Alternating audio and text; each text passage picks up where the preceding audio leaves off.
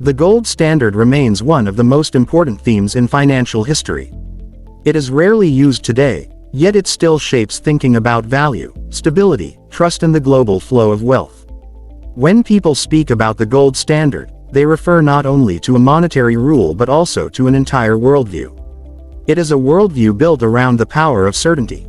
For centuries, societies dreamed of a financial foundation that could resist corruption, political influence and unpredictable change. Gold seemed to offer that foundation. To understand this subject deeply, one must begin with the ancient human fascination with gold. Long before it became a financial base, gold was a sacred material. It appeared in temples, royal crowns, ceremonial objects and trade centers. People from distant cultures admired it for the same qualities. It did not tarnish. It did not decay. It reflected light in a striking and warm way. Holding it created a sense of power.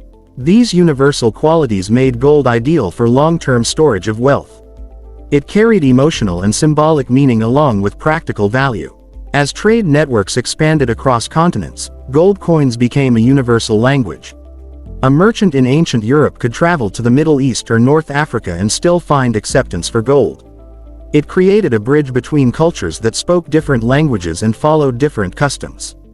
This reliability eventually inspired governments to use gold as the backbone of national currencies. As kingdoms grew into modern states, the need for a disciplined financial structure became stronger. Gold became the answer. By the 19th century, the gold standard evolved into a global system. Nations that joined it agreed that their money would represent a clear and specific amount of gold. If a person held a banknote, it was not simply a piece of paper. It carried a promise backed by the national treasury. The person could request the equivalent amount of gold at any time. This promise created a strong sense of confidence. The financial world became more predictable as a result.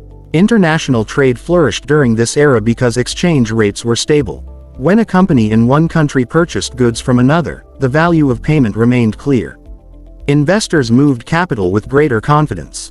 Banks, shipping firms and commercial houses expanded their operations across oceans. The gold standard created a kind of financial map that guided global growth. However, the same structure that created stability also imposed strict limits. If the supply of gold did not grow rapidly enough to support expanding economic activity, nations faced serious problems. Governments could not simply print more money to stimulate the economy or respond to emergencies. They needed to maintain enough gold to back every unit of currency. If they pushed beyond their reserves, the system would collapse. This tension grew stronger as nations faced major events. The early 20th century brought enormous challenges. Industrial expansion accelerated, populations rose, global tensions developed, governments needed more flexibility. When the Great War erupted, nations attempted to fund the conflict through increased spending. Many suspended their gold redemption rules because they required financial freedom to continue the war. After the conflict ended, attempts to restore the old structure proved difficult. Economic conditions had changed too much. The global downturn that followed revealed further weaknesses. Economies needed coordinated action, yet the gold standard restricted that action. Governments realized that strict adherence to gold made it harder to recover from widespread hardship. Eventually the system dissolved. Nations moved gradually toward flexible currency systems that allowed monetary expansion and economic intervention. Even though the formal gold standard vanished, the idea behind it continued to influence debate. Supporters argued that the world lost a powerful tool for discipline. They believed that tying money to a physical resource prevented reckless spending and limited inflation.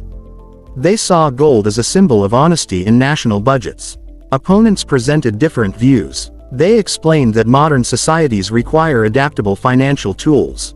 They pointed out that crises such as natural disasters, wars, technological changes and global shocks demand quick responses.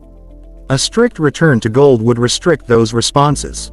They also noted that gold reserves are unevenly distributed. This uneven distribution could give certain nations unfair advantages over others. Gold still maintains an important role in global financial psychology. When uncertainty increases in world markets, gold prices often rise.